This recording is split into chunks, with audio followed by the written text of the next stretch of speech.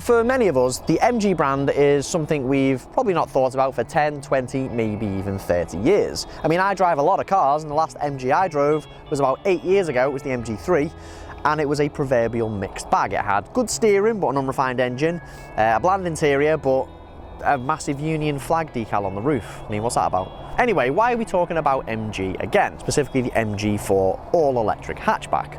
Well, it's because it's pretty bloody good. In fact, at Business Car, we made it the Business Car of the Year for 2023. So what is the MG4 like, and should you think about buying it? Well, I've actually been driving this MG4 for the past few months with 2 small kids, been hard work at times, but I have lots and lots of good things to say about the MG4 and a few not so good things as well. So let's jump into it.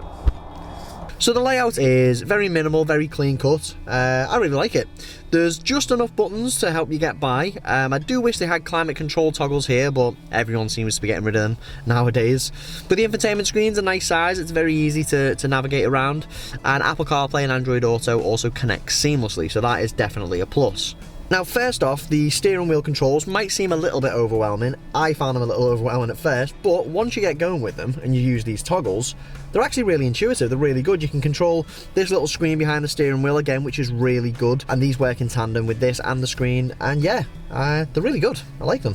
And simple things like adjusting the volume or skipping a track are very easy to do. You'd be surprised at how many cars fail at simple things like that when it comes to the toggles. Now, this is the trophy trim, which is the mid-range trim, and it's probably the one you want to go for, to be honest, because it has a few creature comforts that the entry-level SE trim doesn't have, like heated seats, a heated steering wheel, electrically adjustable driver's seat, sat-nav, 360-degree parking camera, and wireless phone charging. Now, one big thing with the trophy trim is that it does add quite a bit more safety kit, the likes of blind spot detection and lane keep assist. Now, this isn't a criticism of the MG, this is more a little pet peeve of mine.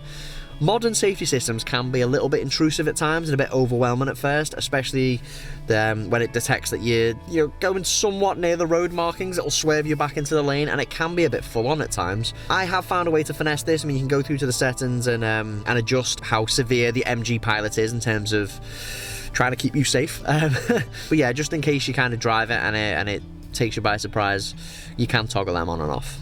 Practicality in the cabin is just about manageable. I mean, these door bins aren't great, but the glove box is a good size. You've also got 2 cup holders down here, and you've got decent underarm storage as well. The one slight downside is if you've got really tall travel mugs, like sometimes when I'm doing long distance driving, you might have a bit of a problem fitting them under this thing here.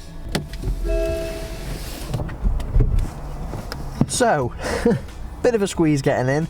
Before I say anything about practicality, I just want to say, if I was buying a family car myself for me, my wife, my 2 kids, I would probably not buy a nippy little hatchback like this. So any qualms I might have about the practicality probably relate to the fact that I should probably just buy a bigger car.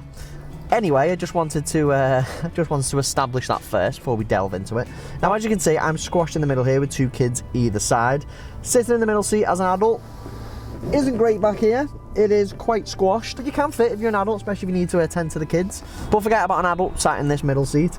There is definitely enough space for 2 kid seats, and fitting them is really easy to do. It might look quite small back here, but it's deceivingly big, especially when you move these seats out. There is plenty of leg room and headroom for adults.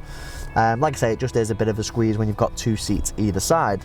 Now, I think my favourite thing back here, even with kid seats in, is the footwell room, because even when we've got the 2 kids in these seats, we've actually found that we can load shopping up in these footwells as well as the boot, obviously. And it's really, it's surprisingly practical. Like I say, probably not fit for a family of 4, but it can handle the load. Now, one thing that is missing from here, which had a few complaints from my 3-year-old, is that there isn't any aircon, so it can get quite warm back here. You have to blast the air from the front and hope that it reaches your passengers in the back, so that is a bit of a disappointment. There is, however, USB-C charging, so you can plug in the likes of tablets and phones while you're driving. Right, getting out of here. Ugh. Now, because this is an EV, there's a lot of electrical stuff underneath here, and that does reduce overall boot space. However, it is a small boot overall, but we have been getting by with the likes of shopping and a pram no problem whatsoever. Filming gear, not a problem. You actually get some underfloor storage to store the charging cables as well, which by the way isn't a prerequisite with all EVs, so that is a nice feature to have. It's also not a standard feature of the entry-level SE trim, so do bear that in mind. There is a parcel shelf here, by the way, but it's currently in my loft. Anyway, it is decent overall, and those seats do fold down if you want to expand space a little bit. We have had some small pieces of furniture, transporting them to a friend's house in this. As always, practicality is what you make of it.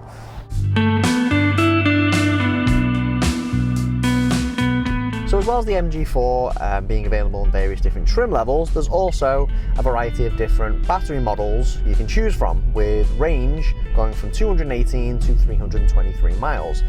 Now there's a 51 kilowatt per hour model, a 64 kilowatt per hour model, an X-Power dual motor 64 kilowatt per hour model, and a 77 kilowatt per hour extended range model. And I'll be honest, like a lot of EVs, these are a bit confusing to try and get your head around. So for the sake of this video, we're just going to stick with the model we have and tell you how we've been getting on with that. And that is the long range 64 kilowatt per hour model. Now, if you go on the MG website, it will say that this 64 kilowatt per hour model, you can expect a range of around 270 miles on average. That obviously depends on how you're driving it, weather conditions, various things like that. Now, the max charge we've achieved in this is 275 miles, which, based on that average that I've just given you, 270, is pretty unbelievable, to be honest. I don't think I've ever achieved anything that surpasses something like that in an EV. Saying that, that was on a quite sunny day in spring, and on average, when we have been fully charging this, we've been getting about 245-ish miles, which again is still pretty good. Now, charging times for the MG4 are on par with its rivals, and importantly, it does offer that 80% charge in 40 minutes capability from a 150 kilowatt per hour rapid charger. I've done it myself various times, works great, takes about 40 minutes. Just enough time to get a coffee and have a little sit in the car or sit in a cafe. Yeah, it's been great. It's made traveling up and down the country quite easy. So what is the MG4 actually like to drive day to day? But you know what? It's very, very nice. Whether you're driving solo, which I prefer to do because it's quite nippy around country roads, or you're driving with a car full of passengers or luggage, it just gets the job done. It's really good. I mean, when I took delivery of it, I actually battered it for about 3 weeks straight, with trips up and down the country, which is a good test of the EV network as well. And honestly, it didn't miss a beat. It's been really good. It's got the typical electric car characteristics: instant acceleration. It's fun and nippy, especially when you're around the city.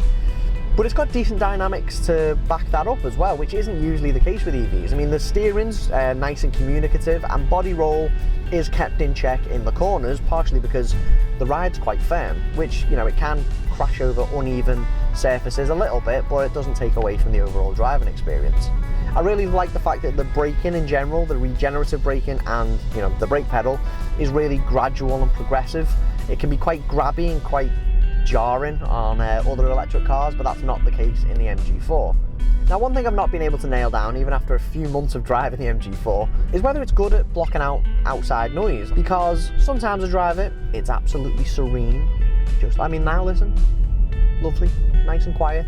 I can be driving on the motorway, lovely and quiet, 5 minutes later, it sounds like there's a washing machine in the back seat.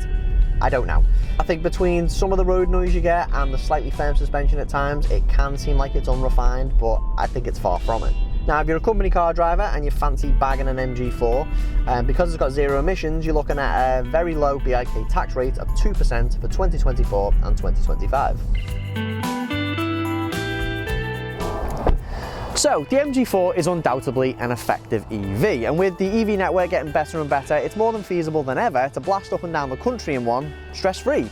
Now, it is quite easy to poke quite a few holes in the MG4, but A, you could say that for most EVs, to be honest, especially hatchback-sized ones, and B, the MG4's main party trick is its affordability, so I think it can be forgiven for most of its small pitfalls for that fact alone. Now, me personally, as I said before, as a family of four, I probably wouldn't be buying the MG4 because it's a small hatchback. However, that's like saying I wouldn't buy XL clothing. It's just not a good fit. Doesn't mean it's not any good, just means it's not fit for me. But if you were after a quick A to B run around that's fun to go to the shops in, relaxing on a cross-country journey, and is super affordable, then yeah, the MG4 should definitely be on your shortlist.